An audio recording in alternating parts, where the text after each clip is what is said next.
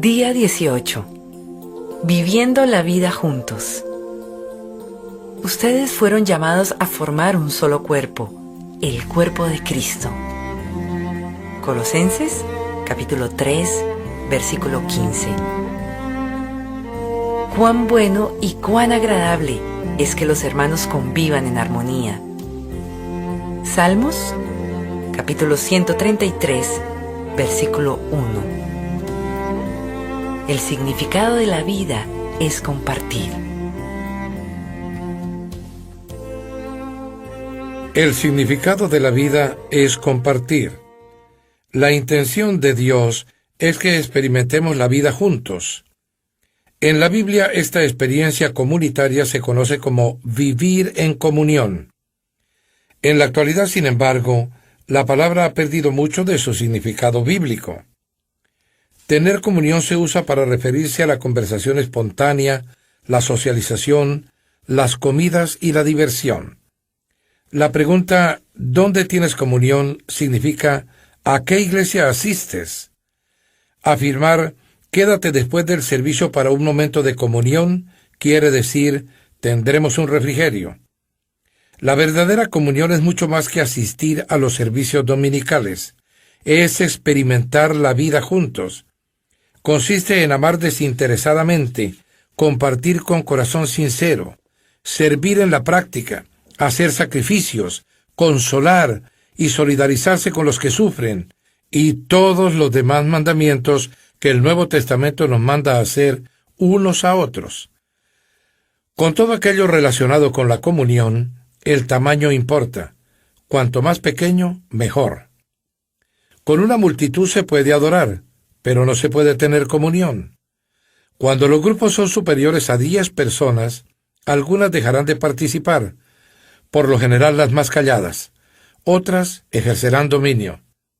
Jesús ministró en el contexto de pequeños grupos de discípulos. Pudo haber elegido a más, pero sabía que 12 es prácticamente el tamaño máximo posible para permitir la participación de todos. El cuerpo de Cristo, como el tuyo, es en realidad una colección de varias células pequeñas. La vida del cuerpo de Cristo, como el tuyo, está en las células. Debido a esto, todos los cristianos necesitan estar comprometidos con un pequeño grupo dentro de cada iglesia, ya sea uno de reflexión en los hogares, una clase de escuela dominical o un grupo de estudio bíblico.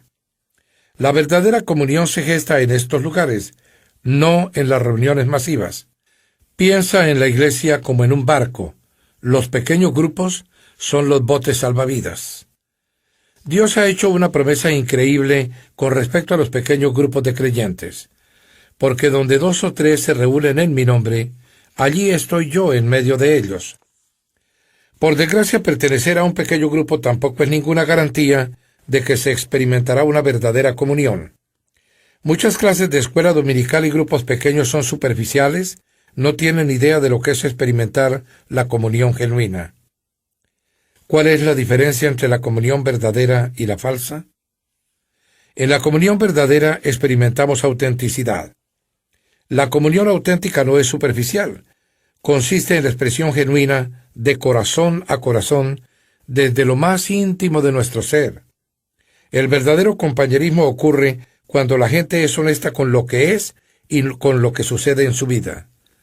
Comparte sus penas, revela sus sentimientos, confiesa sus fracasos, manifiesta sus dudas, reconoce sus temores, admite sus debilidades y pide la ayuda y oración de los demás. La autenticidad es exactamente lo contrario de lo que encuentras en algunas iglesias. En estas, en vez de una atmósfera de sinceridad y humildad, hay fingimiento, roles, politiquería, cordialidad superficial y conversación trivial. La gente se pone máscaras, está a la defensiva, se conduce como si su vida fuera un lecho de rosas. Estas actitudes matan la verdadera comunión. Podremos experimentar la verdadera comunión solo si somos transparentes en nuestra vida.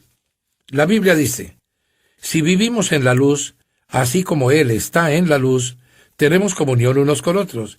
Si afirmamos que no tenemos pecado, nos engañamos a nosotros mismos y no tenemos la verdad.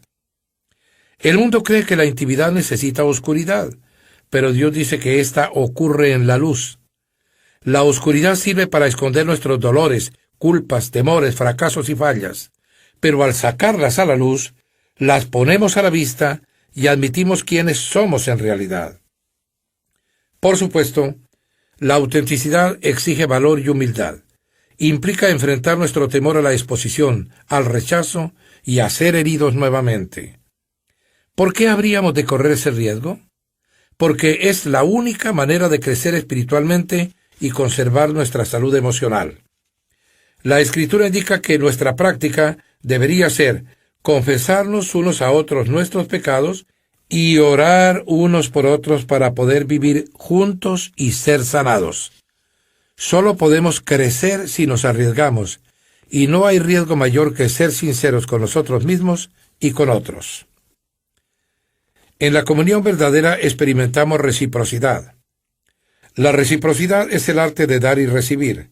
Depende de cada uno de nosotros. La Biblia dice que Dios diseñó nuestros cuerpos como un modelo para que pudiéramos entender nuestra vida reunidas como iglesia, cada parte dependiente de todas las demás partes. La reciprocidad es el corazón de la comunión, la construcción de relaciones recíprocas, de compartir responsabilidades y de ayudarse unos a otros. Pablo dice que desea que nos ayudemos entre nosotros con la fe que compartimos. Tu fe me ayudará y mi fe te ayudará. Somos más sólidos en nuestra fe cuando caminamos junto a otros que nos animan. La Biblia nos ordena rendir cuentas unos a otros, animarnos, servirnos y honrarnos mutuamente. Más de 50 veces el Nuevo Testamento nos manda a hacer distintas tareas unos a otros y unos con otros. La palabra de Dios señala: esforcémonos por promover todo lo que conduzca a la paz y a la mutua edificación. No eres responsable de cada persona del cuerpo de Cristo, pero tienes una responsabilidad con ellos. Dios espera que hagas lo que esté a tu alcance para ayudarlos. En la comunión verdadera experimentamos compasión. La compasión no se limita a dar consejos o una ayuda rápida y cosmética. La compasión es comprender y compartir el dolor de los demás. La compasión dice: entiendo lo que te está pasando y lo que sientes no es raro ni es una locura. Hoy también se la conoce como empatía, pero la palabra bíblica es compasión. La Escritura afirma que como escogidos de Dios santo llamados, debemos vivir con verdadera compasión, bondad, humildad, mansedumbre y paciencia. La compasión satisface dos necesidades humanas esenciales: ser entendidos y apreciados con nuestros sentimientos. Cada vez que entiendes y aprecias los sentimientos de alguien, estableces comunión.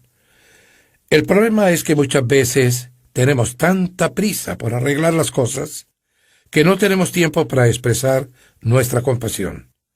O estamos preocupados con nuestros propios dolores. La autocompasión agota la compasión por los demás. La comunión tiene diferentes niveles, cada uno apropiado para diferentes momentos. Los grados más simples de comunión son al compartir y al estudiar la palabra de Dios en comunidad. Un nivel más profundo es la comunión al servir, cuando ministramos entre varios en viajes misioneros o en proyectos de caridad. El nivel más profundo e intenso es la comunión en sufrimiento, cuando nos solidarizamos con la pena y el dolor de los demás y nos ayudamos unos a otros a sobrellevar las cargas. Los cristianos que mejor entienden este nivel son quienes en este mundo sufren persecución, desprecio y hasta muerte como mártires por su fe. La palabra de Dios nos manda: cuando tengan dificultades, ayúdense unos a otros. Esa es la manera de obedecer la ley de Cristo. Es en los momentos más intensos de crisis, dolor y duda, cuando más necesitamos unos a otros. Cuando las circunstancias nos aplastan y nuestra fe se derrumba, es cuando más necesitamos a nuestros amigos creyentes. Necesitamos contar con un pequeño grupo de amigos que tengan fe en Dios por nosotros para permitirnos salir adelante. En un pequeño grupo, el cuerpo de Cristo es real y tangible, aunque Dios parezca distante. Durante su sufrimiento, Job necesitó con desesperación contar con ese grupo. Clamó: aunque uno se aparte del temor al Todopoderoso, el amigo no le niega su lealtad. En la comunión verdadera experimentamos misericordia. La comunión es un lugar de gracia, donde en vez de enfatizar los errores, estos se resuelven. La comunión se genera cuando la misericordia triunfa sobre la justicia. Todos necesitamos misericordia porque todos tropezamos y caemos, y necesitamos que alguien nos ayude a ponernos en pie y en camino. Necesitamos brindarnos misericordia unos a otros y estar dispuestos a recibirla. Dios declara que cuando alguien peca, debemos perdonarlo y consolarlo para que no sea consumido por la excesiva tristeza. No es posible tener compasión sin perdón. Dios nos dice: no guarden rencor, porque la amargura y el resentimiento destruyen la comunión. Como somos pecadores e imperfectos, inevitablemente nos lastimamos. En ocasiones intencionalmente y otras veces sin mala intención, pero de una u otra manera requiere cantidades enormes de misericordia y gracia crear y sostener la comunión. La Escritura dice que tengan paciencia unos con otros y perdónense si alguno tiene una queja contra otro. Así como el Señor los perdonó, perdónense también ustedes. La misericordia de Dios es el motor que nos motiva a mostrar compasión a los demás. Recordemos que nunca se nos pedirá perdonar más de lo que Dios nos perdonó a nosotros. Cuando alguien te lastime, tienes que decidir: ¿usaré mi energía y mis emociones para vengarme o para buscar una solución? No es posible hacer ambas cosas. Muchas personas son renuentes a mostrar misericordia porque no entienden la diferencia entre confianza y perdón. Perdonar es soltar las riendas del pasado. La confianza tiene que ver con el comportamiento en el futuro. El perdón debe ser inmediato, lo pida o no quien ofendió. La confianza se reconstruye con el tiempo. Esta requiere llevar un registro. Si una persona nos lastima repetidas veces, Dios nos manda perdonarla al instante, pero no espera que confiemos en ella de inmediato y tampoco supone que debemos permitir que siga lastimándonos. Deberá demostrar que el tiempo la ha transformado. El mejor lugar para restaurar la confianza es dentro del ámbito de apoyo provisto por un pequeño grupo que ofrezca la posibilidad de animarnos mutuamente y ser responsables unos de otros. Experimentarás muchos otros beneficios si formas parte de un pequeño grupo comprometido con tener comunión verdadera. Es una parte esencial de tu vida cristiana que no puedes desatender. Por más de 2000 años, los cristianos se han reunido regularmente en pequeños grupos para vivir en comunión. Si nunca has formado parte de uno, no tienes idea de lo que te estás perdiendo. En el capítulo siguiente analizaremos lo que se requiere para crear este tipo de comunidad con otros creyentes, pero espero que hoy haya despertado el hambre de una experiencia de autenticidad, reciprocidad, compasión y misericordia que experimentarás con la comunión verdadera. Fuiste creado para esa comunión.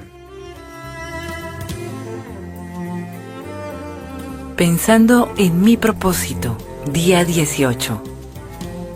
Punto de reflexión. Necesito otras personas en mi vida. Versículo para recordar. Ayúdense unos a otros a llevar sus cargas y así cumplirá la ley de Cristo. Gálatas, capítulo 6, versículo 2. Pregunta para considerar.